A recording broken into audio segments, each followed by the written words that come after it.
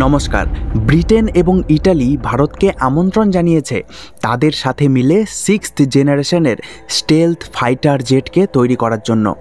জিসিএপি নামের এই প্রজেক্টের মাধ্যমে তারা 2035 সালের মধ্যে এরকম একটা ফাইটার জেট তৈরি করতে চাইছে, যেগুলি আকাশের উপর দিয়ে উড়ে গেলে কোনো রেডার সেটিকে ধরতে পারবে না, বুঝতে পারবে না যে আকাশের উপর দিয়েই উড়ে যাচ্ছে একটি বিধ্বংসী যুদ্ধজাহাজ। শুধু তাই না, ম্যাক 5 অর্থাৎ শব্দের গতির থেকেও 5 গুণ বেশি স্পিডে চলা এই 6th জেনারেশন ফাইটার জেটগুলিকে চালাতে কোনো পাইলটের দরকার পড়বে না। হ্যাঁ, অত্যাধুনিক টেকনোলজি এবং এআইয়ের সাহায্যে এই ফাইটার জেটগুলি একা একাই শত্রুর এলাকায় গিয়ে তার টার্গেটকে ধ্বংস করে চলে আসতে পারবে। তাই বুঝতেই পারছেন কেন এটাকে নেক্সট জেনারেশনের ফাইটার জেট বলা হচ্ছে। এবং বর্তমানে এই প্রজেক্টের সঙ্গে 3টি দেশ মূলত যুক্ত আছে: ব্রিটেন, ইটালি এবং জাপান। এই ভিডিওটিতে আমরা খুব গুরুত্বপূর্ণ 4টি প্রশ্নের উত্তর খোঁজার চেষ্টা করব।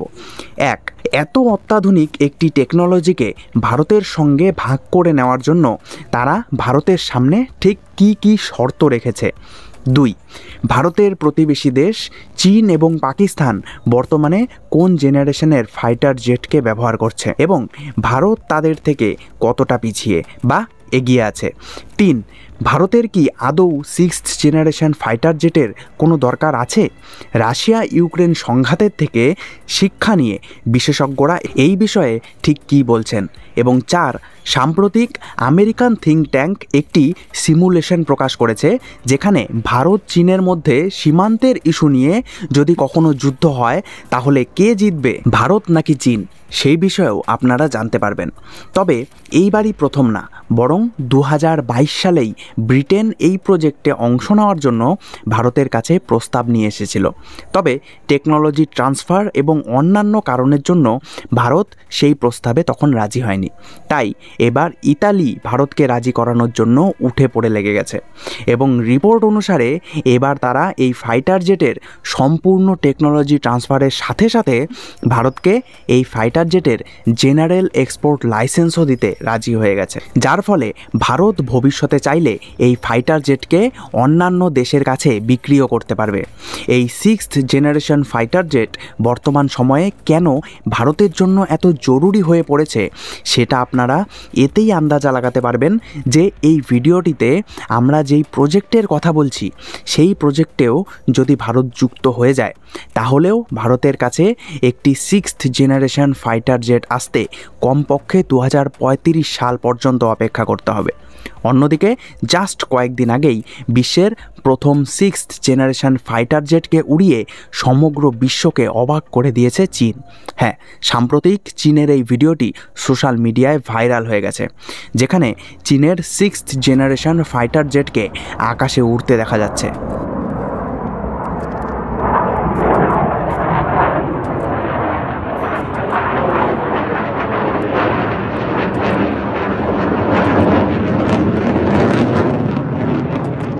বর্তমানে চীন ছাড়া রাশিয়া এবং আমেরিকা এই প্রজেক্টের উপরে কাজ করছে, তবে তাদের ফাইটার জেট কতটুকু তৈরি হয়েছে তা এখনও অজানা। অন্যদিকে চীন সকলের সামনে তাদের ফাইটার জেটকে প্রদর্শন করাও শুরু করে দিয়েছে। আর আমাদের কাছে 6th জেনারেশন তো দূর, 5th জেনারেশনেরও একটি ফাইটার জেট নেই। ভারতের সব থেকে আধুনিক ফাইটার জেট হলো রাফায়েল, যাকে 4th জেনারেশন অথবা 4.5 জেনারেশনের একটি ফাইটার জেট বলা হয়। এবং ভারতের HAL কোম্পানি AMCA প্রজেক্টের মাধ্যমে ভারতের প্রথম 5th জেনারেশন ফাইটার জেট তৈরিতে কাজ করছে। এমনকি সেই হিসাবেও 2030 সালের পরে গিয়ে আমরা মাত্র 5th জেনারেশনের একটি ফাইটার জেট পেলেও পেতে পারি। এমনকি আপনারা জানলে অবাক হয়ে যাবেন, আমাদের দেশে ফাইটার জেটের এত অভাব যে ভারতের বায়ুসেনাকে এখনও পর্যন্ত 6th জেনারেশনের MiG-21 ব্যবহার করতে হতো। তবে রিপোর্ট অনুসারে 2025 সালের মধ্যে এর ব্যবহার সম্পূর্ণরূপে বন্ধ করে দেওয়া হবে। এমনকি পার্লামেন্টারি স্ট্যান্ডিং কমিটির রিপোর্টেও ধরা পড়েছে যে বর্তমানে ভারতীয় বায়ুসেনায় মাত্র 31টি স্কোয়াড্রন আছে, যেখানে থাকার কথা 42টি স্কোয়াড্রনের। অন্যদিকে আমরা যদি আমাদের আরেক প্রতিবেশী দেশ পাকিস্তানের কথায় আসি, তাহলে পাকিস্তান চীনের থেকে খুব শীঘ্রই 40টি 5th জেনারেশনের J-35 স্টেলথ ফাইটার জেট কিনতে চলেছে। তবে এরই সাথে আরেকটি প্রশ্নও চলে আসে যে আসল যুদ্ধক্ষেত্রে এরকম স্টেলথ ফাইটার জেটের আদৌ কি তেমন কোনো দরকার আছে, নাকি সেখানে কম দামি ফাইটার ড্রোন বেশি লাভজনক হয়ে যায়? বর্তমানে চলা ইউক্রেন রাশিয়া সংঘাত আমাদেরকে অনেক কিছু শিক্ষা দেয়। এই যুদ্ধের ফলে বিভিন্ন দেশ তাদের যুদ্ধকালীন স্ট্র্যাটেজিকে পুনর্মূল্যায়ন করতে বাধ্য হয়েছে। কারণ যেখানে প্রায় সমগ্র বিশ্বই মনে করছিল যে রাশিয়া ইউক্রেন সংঘাত তো মাত্র কয়েক মাসের ব্যাপার বা কয়েক দিনেও এই সংঘাত শেষ হয়ে যেতে পারে, যেখানে রাশিয়া খুব সহজেই ইউক্রেনকে দখল করে নিতে পারবে, কিন্তু হয়েছে ঠিক তার উল্টো। সেই সংঘাতের প্রায় 3 বছর হতে চলল, অথচ রাশিয়া ইউক্রেন সংঘাত শেষ হওয়া তো দূর, বরং রাশিয়া ইউক্রেনের শুধুমাত্র অল্প কিছু এলাকাকেই নিজেদের দখলে আনতে পেরেছে।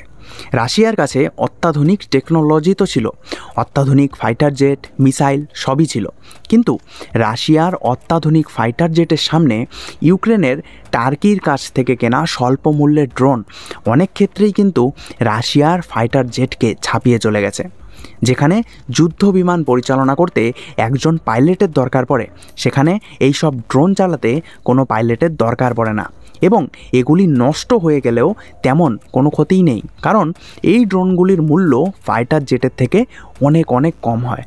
তাই অনেক বিশ্লেষকের মতে ভারতের অত্যাধুনিক ফাইটার জেটের পিছনে সময় এবং অর্থ খরচা না করে টার্কির মতো এরকম ফাইটার ড্রোন তৈরির দিকে বেশি মনোনিবেশ করা উচিত। অন্যদিকে সাম্প্রতিক আমেরিকার থিঙ্ক ট্যাঙ্ক ভারত চীন যুদ্ধ নিয়ে একটি সিমুলেশন প্রকাশ করেছে, যেখানে তারা অনুমান করার চেষ্টা করেছে যে সীমান্ত ইস্যু নিয়ে যদি কোনোদিনও ভারত এবং চীনের মধ্যে যুদ্ধ লেগে যায়, তাহলে সেই যুদ্ধে কে জয়ী হবে। তাদের মতে চীনের সামরিক শক্তি ভারতের থেকে অনেকটাই বেশি হওয়ায় তারা প্রাথমিকভাবে ভারতের সীমান্তবর্তী কিছু এলাকাকে সহজেই নিজেদের দখলে নিয়ে নিতে পারবে। তবে তারপর ভারতের আরও ভিতরে ঢোকা তাদের পক্ষে প্রায় অসম্ভব হয়ে যাবে, এবং যদি চীন তাদের সৈন্যকে পিছিয়ে যুদ্ধের আগের অবস্থানে ফিরিয়ে নিয়ে না যায়, তাহলে এই যুদ্ধ দশক দশক ধরে চলতেই থাকবে। কারণ ভারতের এলাকায় সৈন্য ঢুকিয়ে রেখে চীন যদি যুদ্ধ সমাপ্তির কোনো চেষ্টাও করে, তাহলে ভারত সেটাকে অবশ্যই মেনে নেবে না। এমনকি সাম্প্রতিক হওয়া বর্ডার স্ট্যান্ড অফেও চীন নিজেদের সৈন্যকে পিছিয়ে নিয়ে যেতে বাধ্য হয়েছে, কারণ ভারতের এই বিষয়ে নীতি স্পষ্ট যে ভারতের মাটিতে চীনের সৈনিক থাকা অবস্থায় দুই দেশের মধ্যে সম্পর্কের কোনো রকমের উন্নতি হওয়া সম্ভব নয়। অর্থাৎ ভারত এবং চীনের যদি সরাসরি সংঘাত হয়, তাহলে চীন সেখানে প্রাথমিকভাবে নিজেদেরকে বিজয়ী মনে করলেও লং টার্মে এই সংঘাতের মাধ্যমে কারোরই বিজয়ী হওয়া সম্ভব নয়, বরং যুদ্ধকে শেষ করতে হলে চীনকে নিজেদের সৈন্যকে আবার পিছিয়ে নিয়ে যেতেই হবে। তাই সেটি এক প্রকার তাদের জন্যই অপমানজনক হয়ে দাঁড়াবে। ঠিক যেমন বর্ডার স্ট্যান্ড অফকে শেষ করার সময় চীনের নিজেদের সৈন্যকে পিছিয়ে নেওয়ার ঘটনায় চীনের সরকারকে অনলাইনে ট্রোলিংয়ের সম্মুখীন হতে হয়েছিল। অবশ্যই সেটা চীনের সোশ্যাল মিডিয়া হবে না, কারণ সেখানকার সোশ্যাল মিডিয়া তো চীনের সরকার খুব কঠোরভাবে নিয়ন্ত্রণে রাখে। এই সব বিষয়ে বিভিন্ন মিম প্রধানত সাউথ কোরিয়া এবং তাইওয়ানের সোশ্যাল মিডিয়ায় ব্যাপক হারে শেয়ার করা হয়েছিল যে চীন ভারতের থেকে হেরে শেষে নিজেদের সৈন্যকে পিছিয়ে নিতে বাধ্য হয়েছে। তবে আপনাদের এই বিষয়ে ঠিক কী মত, যে ভারতের কি 6th জেনারেশন ফাইটার জেটের দিকে অতি শীঘ্রই মনোনিবেশ করা উচিত এবং ভারতের বায়ুসেনাকে অত্যাধুনিক করার দিকে আরও বেশি করে জোর দেওয়া উচিত, নাকি টার্কির মতো আমাদেরকেও ফাইটার ড্রোনের দিকে এবং বিভিন্ন মিসাইল টেকনোলজির দিকে মনোনিবেশ করা উচিত? সেটি অবশ্যই কমেন্ট সেকশানে লিখে জানাতে ভুলবেন না। এবং এরকমই দেশের এবং বিশ্বের বিভিন্ন বিশ্লেষণাত্মক ভিডিও দেখতে আমাদের চ্যানেল জ্ঞান ইন শর্টকে অবশ্যই লাইক, শেয়ার এবং সাবস্ক্রাইব করে আমাদেরকে এগিয়ে যেতে সাহায্য করুন। ধন্যবাদ।